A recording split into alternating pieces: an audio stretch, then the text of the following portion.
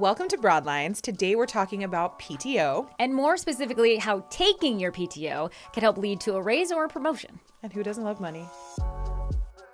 I feel like around the top of the year, like January, February, there are always these memes going around or like these graphics going around about how you can maximize your time off, like how you can get all of these, days off if you combine it with the holidays and all that. And then I found out that Gen Z is actually calling it PTO maxing because of course, which I kind of like actually. I think it's like one of those things where it raised to my mind like, are we taking PTO? No, like, are we doing we that? definitely are not. I've screenshotted those to save them, even though I don't have like a PTO calendar. I always just get nervous that I'm not going to take it all and maximizing. I saw you can get like 66 days out of the normal time because you're taking them between holidays. So we'll probably show you that or link you to a PTO maxing so that you guys can also see how it works.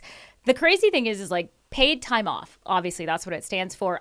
I more likely say, please take off because Americans are not taking their PTO. They're not taking their time off, which it sounds crazy, but we're going to show you with the data that shows that if you do take time off, you could get a raise. It could higher your productivity. It could do a lot of things that are actually beneficial. I actually saw this thing too that was a PTO optimizer that actually allowed you to put in how many days you have, what your goals are, if you want like a mini break, like a big break, those kinds of things, and optimize that. And I'm just like, this is so genius if we actually use it. It's funny that you say like it can help us get a raise because I think if more people knew that, we would be all like, yes, there's an Ernst & Young study that actually found that for each additional 10 hours of vacation that someone took, employees' year-end performance rate went up by 8%. So if you are an employer out there, it's actually good for business. You're going to get so much more done when you have happy, rested employees. And if you're an employee, you can write that in the notes of your, that same statistic in the notes of your PTO request. That is true. Be like, this will help me. And so here. Yet, this is the sad part though, even after that stat, even knowing, okay, with studies it shows you're going to be more productive, you're going to have a better end of year, 46%, that's nearly half of U.S. workers with available PTO take less time than they're offered. Nearly half. That's a Pew Research Center survey that did that. And you can see that almost 50% of us are just saying, I'm not going to take it. But why do you think that is? Like, why are we doing that? There are reasons. Why aren't we taking it? We can go through the stats right now of why we're not taking it. This is Pew Research. 52% say they just don't feel like they need any more time. I don't know who they are. I don't know who they are either. I always need more time. I always need more time. Like I always need to go outside. I think too, I know I read people feel guilty. Yeah, that is true. There's 49% worry about falling behind. So that's almost half as well. And then 43% say they feel like they're going to feel bad about taking time off because their coworkers are going to have additional workload. Has that happened to you? That has happened to me in my old job. When you're in TV, when you're not there doing a show, someone is going to have to do a show in addition to their other work. Right. So I would always check with my fill-in and be like, hey, I'm going on this. Does this work for you? Are you going away? How many shows do they have you slated to do already? I would check because it's just so, it would always be in the back of my mind that someone was doing my job for me while I was gone. And I had a lot of work. Yeah. And so I was maybe tripling their workload and I would clear it with her first before I even requested. Yeah. I think for me, it's the falling behind part that kind of gets me. So not so much that someone will have to fill in for me, but that when I come back, I'm going to be so in over my head that I won't be able to catch up. I was actually looking at a survey. This was on Sorbet, and they said that women use significantly less of their time off than men, which led me to think, is it just like, are we just the ones thinking? And then on average, that male employees earned 10% more PTO and took 33% more days off than their female counterparts. So I think there is like a culture of guilt around PTO, but like us not knowing that or not recognizing that it's helpful is if you're a woman out there that feels guilty that your coworker is going to have more work or you're not going to be there for certain meetings, women are more likely than men coworkers, same age, 18 through 49, to feel bad about that is 53% of women compared to 43% of men. So we always, if it's not work guilt, it's mom guilt. We're all feeling some sort of way about it. That's the Pew Research Center that gave that after that survey to show that women feel worse about it. So you're definitely not alone. If you're like, oh, I'm feeling bad about it. Most women do feel bad about leaving any sort of work for their coworkers. Yeah. But I think one thing too that we have to look at is the fact that not everybody actually like has PTO the same, because there was a survey that I read, and I think you might know more about this, about the US and their PTO processes, because I can tell you about my land. Yeah. Well, PTO around the world obviously is different, not even with the same name for a lot of things. But the U.S. has a big problem because it's not federally mandated. So you're basing it off of your company, right? Whatever they're going to allot you for their time, holidays, and other things. So around the world, it looks a lot different than it does here in the U.S. I feel like, though, it still doesn't matter if we're just not comfortable or feeling justified in taking it, no matter what it looks like. Because some companies, especially newer ones now, are like, one of the perks, unlimited PTO. Yeah, but are people actually taking all of that time? I think when I was living in Jamaica, I can't tell you how much PTO I had. I don't know, because I never felt uncomfortable piecing out and taking it. But I never really thought about like how many days off I had, because it was a very flexible culture where I never also felt pressured into, like, well, I have to take, this day or that day or extended vacation, or, we're kind of so much more different. And so I think that's how it differs from the US in a lot of ways. But then I was looking at other countries as well, because I always like to see like what other countries offer. I found it really interesting that the US does not have a mandated process, because everywhere I've worked has had some kind of PTO. So I didn't realize that. But I know in the Netherlands, PTO is not just a perk, it's actually a law. And so the Dutch employees, I might say this wrong, but they have something called vakantiegeld. Okay, I took German for 6 years, guys. That didn't help me at all. And it's an extra 8% of their salary that's paid out each May. And then Austria actually takes that one step further with 13th and 14th month salaries, so that you can actually not only take vacation, but actually pay for it. Because if you have PTO, like, you might want to go somewhere. Well, yeah, I think that's the problem here.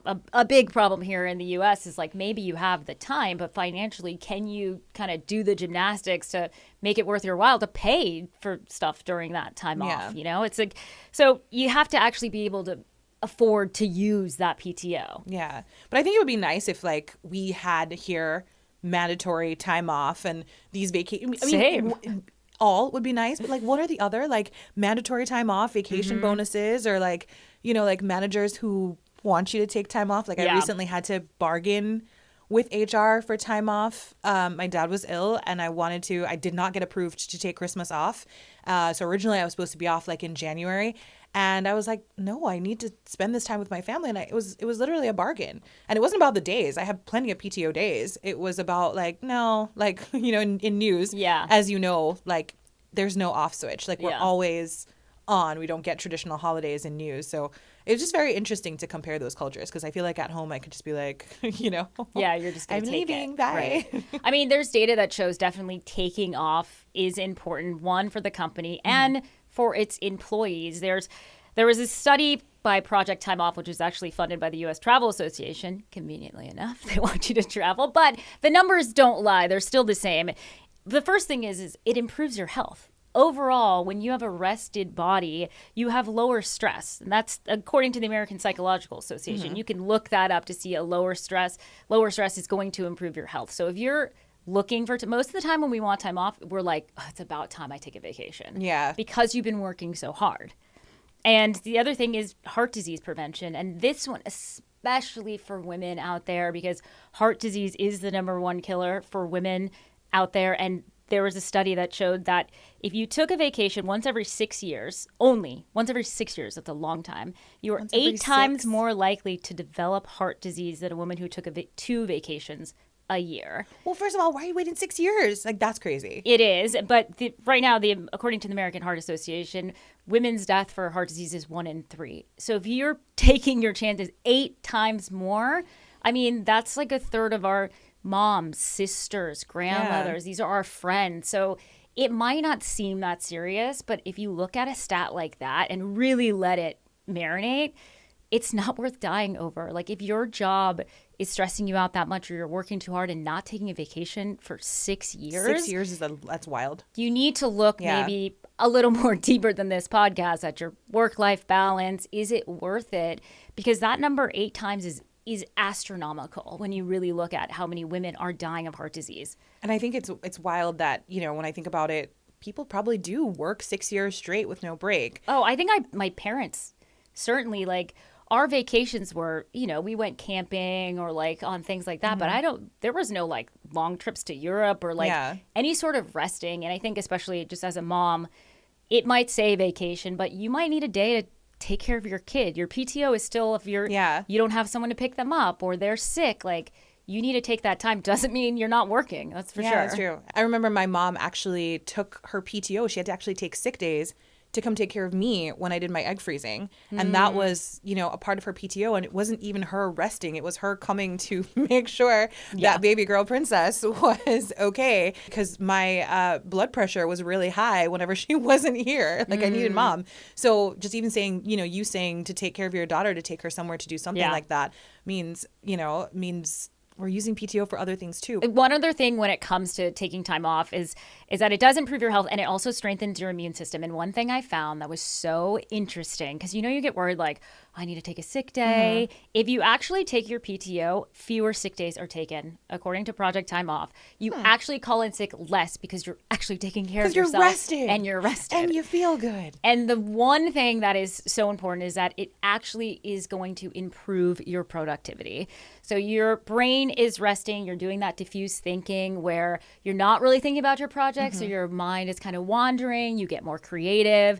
And so you're able to be more productive when you come back, which is a really good thing for anyone who employs people. You want them to be productive and rested so that at the end, it affects your bottom line. Yeah, because I think we spoke about this earlier, but higher productivity and actually taking rest means more money, raises, promotions, all of that good stuff, which I think at the end of the day, that's what we want. We're not going to work to just stare at each other. We want to get ahead. We want to do that. But who would have thought that like resting, taking PTO, taking time off is the way to do that? I think there's an example that we actually had. If you want to subscribe, FQ newsletter, it has it in there. It is Lin-Manuel Miranda actually had the idea for Hamilton, not while working, but whilst on vacation. And so that is, if something's making money, it certainly is Hamilton. And that was a great idea that he had while just letting his brain rest. Have you ever had any good ideas on vacation, on PTO? I want to be like fully honest, and some of my good ideas were like, I probably should quit this job because I'm so much more rested and being like, wow. Have you ever had that perspective? Like if you're in a toxic work situation, you remove yourself and you're fine like, oh my gosh, like I can see clearly. I know you come back in and you're like, oh, I'm still employed here for better 4 hours. But I do think also I've had great, I wouldn't even say it's just the ideas themselves. I've had ideas about ideas. Okay, hear me out. I know that sounds crazy, but I've had the clarity on vacation because I'm not constantly moving and thinking about things to actually say, oh, here are some of my actual goals. Here's what I want to achieve when I go back. Here's how I, want to structure things differently. I realize when you step out for a second, you realize, hey, my days were going like this. And maybe if I stack them like this, now that I have the opportunity to step back and look, I would actually be more productive. And I think that's where some of that comes from. Turning off your brain really does wonders because you can come back. Also, I've noticed this, non-toxic jobs. But when you go take a vacation, you're actually kind of amped when you get back. Like, oh, I have all this energy now and I want to do these projects and I'm excited, as opposed to when you come back and maybe you are in a bad work situation where you're like, maybe this ain't it, but that's also perspective. Yeah. That also is a step forward if you decide, hey, I did give myself a rest and I realized this ain't for me. I will tell you one perk from my recent PTO that that made me happy is it was so long and so unexpected that I had several coworkers text me and say, hey, are you coming back? When are you coming back? What are you doing? And that actually made me feel valued. It made me feel like my presence in the workplace. Now, I'm not saying like if nobody texts you, you're not valid, please. Yeah. But sometimes just even stepping away and having people realize like, hey, she's an important part of this workplace and we do want to welcome her or him, whoever it is great. How long were you gone that people were concerned? I was gone for, well, first of all, keep in mind I yap all the time. So like you notice when I'm not there, it's really here. Quiet. Yeah. So I was gone for like, I think 3 weeks almost. Oh my goodness. And everybody was like, where is Ray? And I'm like, she's coming, don't worry. But yeah. Resting her brain. Okay, so our final entire point to this whole thing was a raise or promotion if you take your PTO. The long story short is that it could lead to better job performance. Thus, maybe getting you noticed and maybe getting a raise because you're performing better as a person that has rested themselves, taking care of themselves, or also, like I said, you bring up a good point when we were talking about our notes. That was PTO isn't just like you're going to Aruba. Let's be honest. Like all PTO doesn't have to look like that. My favorite PTO is just like a random Friday off, like a bed rot day, which I love to rot. So like a bed rot day, or just like, I think I mentioned this to you before, but like taking like a Monday off after you've had like a long weekend so I can go out the Friday night and live my best life and like, rot and recover because, over 30 and come back, just have Monday off to kind of just regroup, I guess. So it doesn't always have to be a planned vacation with all of this money intact. It can be like, we're going to Palm Springs for the day and that's a PTO. Like, Yeah, or you could do absolutely nothing. I remember I used to, if I got to a point with work, which news can be very stressful for anyone who hasn't been into it, you're just getting almost, for some news cycles, lots of bad news. And I just remember like I'd wake up in the morning after maybe weeks and weeks and I'd say, I don't want to go. And I was like, it just has been too much emotionally and mentally. And I would just call and say like, I'm calling in sick. And it was just because I knew I couldn't perform that day to the best of my ability. And my husband looked at me like I was absolutely insane. Really? And he'd be like, what do you mean? You're fine. You're not sick. And I was like, all right, that's a very old way of thinking. But I was like, no, I just can't do it to the best of my ability. And I've been working for weeks and weeks. One day is not going to kill anyone. Yeah. But it might have killed me with the stress that it had already added. So I would take it and he's like, I don't get it. Are you sick? He's like, you look fine. I need a second. Which leads me to, this was kind of back in the day when it was very stressful, but now those are called mental health days, where you took time for yourself to rest and to maybe process everything that's happening. And I think now, because it's becoming more of the norm, it is so perfectly acceptable to give yourself that time. Yeah. My mom just took her first couple of mental health days. Of course, like the kids were like, where are you going? She's a teacher. The kids were like, what are you doing? But she just took her first couple of ones. And I think it's the first time she really understood that like, you don't actually have to do anything. You can just sit there. You don't have to be sniffly. You don't have to be exceptionally sad or, mental health also is proactive. It's also taking care of yourself ahead of time, not just when something has actually happened to you. And so I think it's important that we know that PTO is for that purpose as well. I think for women, as we looked at those stats, like try to your best of your ability to do it guilt-free. I know it can feel overwhelming, especially for an older generation that like you just never took off work. My mom's like that. Like, I'm like, you have the flu, ma'am. Like, what? Oh, I'll be fine. So I'm like, take the time and rest your body. Yeah. And that kind of leads me to something that's a little fun, but also I think something that feeds into why people feel guilty and don't take their PTO, and that's PTO personalities. So I feel like there's different types of people that, and how they take their PTO. And so like one of them is, and you can tell me which one you are, but one of them is the hoarder. So they hoard all their PTO. Like, what if I need it later? Like, what if something happens? What if someone gets sick? I got to save all my days. And then you leave that job and you realize that you didn't take any of your sick days and they didn't roll over, or you didn't take any of your non-rollovers are hard. Yeah, like personal time off sometimes, like you have PTO paid time off, different from like personal days, I guess. And sometimes those don't roll over. You use them or you lose them. And so like you have the hoarders. Then you have the strategic planners. I think these are the people who invented the PTO maxing. Yeah, of course. Which is, PTO plus holidays. It's like this game of chess, how they can maximize their days. And then all of a sudden they're gone for like 2 weeks and you're like, how do they do that? Jealous of those people. But we have the PTO calculator, so we're going to use that. And then we have the burnout PTO taker who only rests at breaking point. Natalie? That's tough, but I'm a planner. Okay, I like those days. Like, I was trying to guess which one you are. But... No, I love like a 3-day weekend turned into 5 days off, but really you only took 2 of your PTO days. Yes. Like that's me. That was me previously. I was a let me go and go and go until I can't go, and then I'll take a break, but then my break would be like 3 weeks. Oh, wow. So I would I would forget how to do my job if I was gone for 3 weeks. I would come back and be like, I don't know how to read anymore. But I'm also that's notorious okay. for like, I don't need this job. This is so much fun being on vacation. I know, like permanent vacation, professional vacation taker. Then there's the working anyway PTO. I have several friends like this, and if you know that you are my friend like this, I'm judging you. The working anyway PTO is they carry their laptop to vacation. Some of my friends do wake up early and do their little thing. That's fine. If it's before we wake up, no, you need to rest. But Yeah, I'll accept no. it. And they're always working while on PTO, like taking a call here and there. And I know for entrepreneurs, this one is like especially hard because you are your business sometimes, but you have those. And then you have the PTO romantic who loves the idea of PTO and like will say, okay, I'm going to take PTO and then like plan it and then cancel it the day before. Could be me. yeah. I'm going. And then the convert who has recently learned that rest is allowed. Yeah, that's like, I'm going to take those. I think that's my husband, actually, because he was Oh. the burnout or like, we just can't do it. There's too much going on at work. I always hated hearing that. I'm like, they'll be fine without you. I think that's where I am now too. I think I'm just like, I'm recently converted and I'm like, you don't actually have to burn out to take it. And my favorite Yeah. thing is like, if I work on a weekend, I get an exchange day in the week. And so it's nice sometimes because it's like, if it's a random Saturday and I have nothing going on, and usually it's a little bit easier to work on Saturday because everything is a little bit slower. There's no pressure. Nothing is immediate. You have to turn things in Yeah, immediately. yeah. And then I get like a day or two off that I can take during the week. And I just yeah. add that to a weekend. And I'm like, bye. Everybody who works in news knows that Saturday, Sundays are the best. No one's there.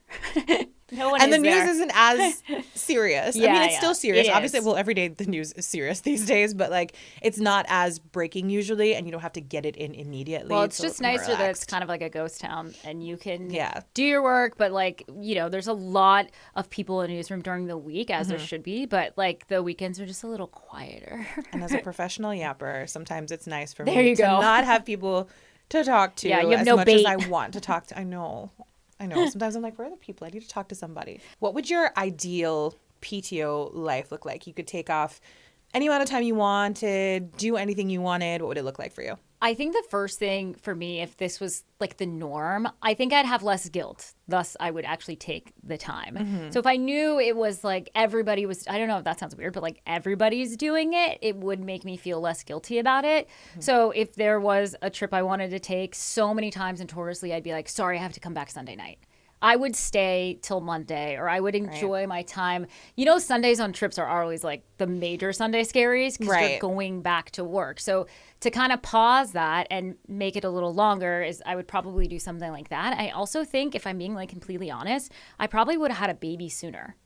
Because Interesting. I was just working and working and working, trying to get to like, this is another point. episode, but an imaginary point in my life when if I felt like I could breathe a little more, I probably would have been more open to being like, oh, I can take care of a child because I know I can take this time. And I think I would have probably done it sooner because there would be less pressure to always be at work. Yeah.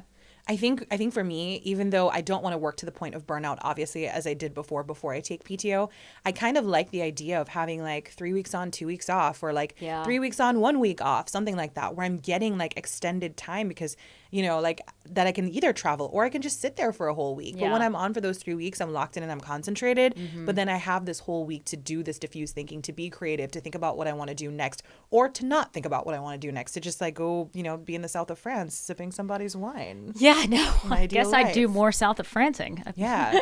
And it's so funny because I was watching, I'm not going to do any spoilers, but I was just watching this new series called His and Hers.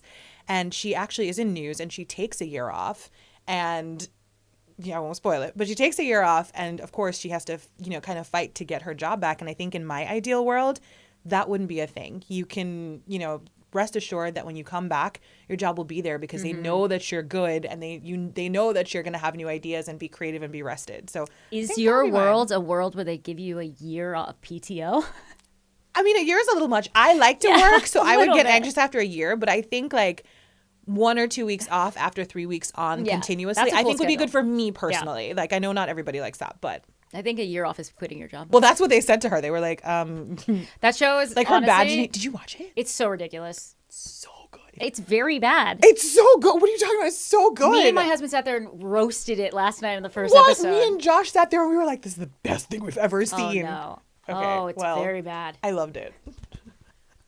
Well, the only thing I'll say is she went to her job after a year, no appointment with her news director, walked in and said, oh, can I just report? And he's like, yeah, go to this big breaking news story. And then he told her she had 2 hours. And what was she doing at 5:30? Okay, Having sex with that guy. And she had a 6 o'clock hit. Okay, I was like, she's not doing work. In the sense of being a real reporter, okay, yes.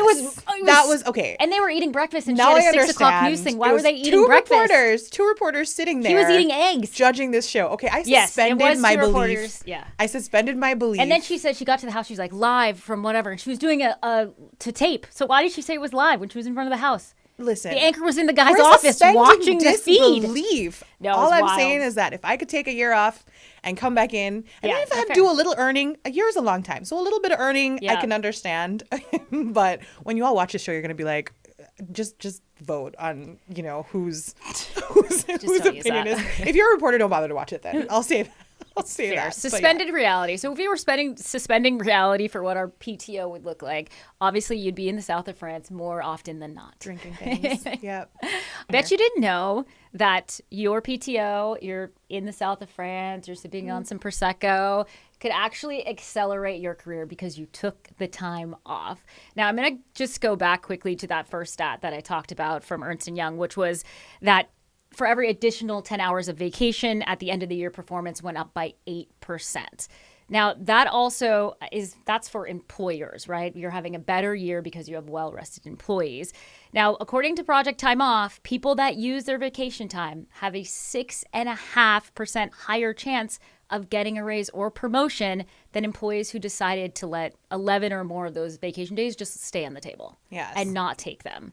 Now, I do want to be clear, though, the relationship in this study is a correlation, not a causation. So it's not, a cause and effect on this one. But nonetheless, it is still an interesting stat. 6.5% higher chance of getting a promotion or getting a raise because you took those times compared to the people who maybe hoarded, didn't take them, or romanticized taking them and didn't go. You have a better chance of accelerating your career. Yeah. Of course, and getting ahead just because you took the time to take time off. It just doesn't seem like, I guess, logistical to a lot of people, and it's not something that you would automatically think about. Take time off, get a raise? No. Right, exactly. But if that's the case, hey, count me out for a week and a half. And also, we told you why. You have better health. You have better productivity. It's good for business when your employees take the time that they need. I think you're also happier because, like we said, PTO doesn't have to be a vacation. You're happier because you were able to take time to stay home with your kid who is sick. You were able to go take a mental health day if you were overwhelmed. Like, if you're offered that, I think you're more comfortable taking it, and then you're a happier employee. Okay, the one thing we also should talk about before we go is the planning of all of this. We've talked about taking your PTO, but planning does matter because poor planning, you might come back a little more stressed. So we recommend kind of managing up where you tell your boss, hey, I'm leaving. Here's what I have planned or what my workload is. And everything will be taken care of and done with. Also, key with your coworkers. Hey, can you help me on this project? I'm mostly done, or whatever you're leaving. Just make sure you're not coming back to a mountain of work and then you're just as stressed as you were before you left. Yeah. I think at the end of the day, rest is a career strategy. PTO is a career strategy, and planning is part of that strategy as well. You can get ahead by taking it, but also by planning it properly. Yeah, I think our takeaway from this whole episode is that rest is a career strategy. You should use it to your advantage, and it will help the company overall. I think taking PTO is just good for business. Yeah, and I understand that not everybody has PTO in America, but if you do have it, I think it is in your best interest to take it, and take it to the best of your ability. I know that sounds really weird, but take it to the best of your ability. Yeah. Like, really make the most of it. Strategize and use those days if you have them, because there's nothing worse than having it on the table. Like you said, some things don't carry over. Yeah. So use them, and I think your promoted self, your future self might thank you. Thank you. We have our Dare If Q where people write in with their questions about work and life. And so this one was obviously not from me, because the question is, from you. How do you stand out when you're an introvert in environments that often reward loud voices? I'm one of those loud voices, obviously. But I would start off by saying, you can be loud and wrong. It happens to a lot of people that I know. So being the loudest person in the room doesn't always mean that your opinion is going to be more valid or even received better. And so I think for this person, what I would say is find opportunities where you can have your voice heard in maybe a one-on-one situation or maybe in a different format than having to go into the middle of a meeting and scream at people and, just be extremely vocal if that's not you. I have to agree with that. I think the loudest person in the room isn't always the smartest, doesn't always have the best ideas just because they're speaking up. If you can find opportunities for one-on-one communication or just like very well written emails or follow-ups after a meeting just to show your value, the work is going to show and prove for itself. You don't have to be the loudest person, and don't feel bad about it. There's plenty of times where you can just go to your manager or other coworker and say, hey, it's easier for me if we just sit down and have a one-on-one. And if you're asking me that, I'm always down for coffee. So I will leave my desk to go have a coffee or run to the kitchen with you so that I can hear your ideas. And there'll be less pressure on you to have to perform or be the extrovert. That's just not natural to you. Yeah. And I think written communication as well is one way you can do it. Maybe taking insights from whatever was happening and putting it into your work so you are able to show that you were paying attention, that you are actively participating. Those are also good ways to do it without you actually having to scream. Yeah, I think the bottom line is you don't have to be someone you're not. Remain you and just use those small things to try to get your voice heard in different avenues. And remember, too, that there is value to being seen at work. And there's tons of statistics that prove that. So just because you're an introvert doesn't mean you want to always stay quiet. Just redefine what staying quiet and being quiet means and looks like. Thank you guys so much for listening. We will be back next week with another episode of Broadlines. In the meantime, if all of these topics are things you like to talk about or read about, make sure you subscribe to the FQ newsletter. I'm Ray Williams. And I'm Natalie Lizarraga. We'll see you again next week. Bye.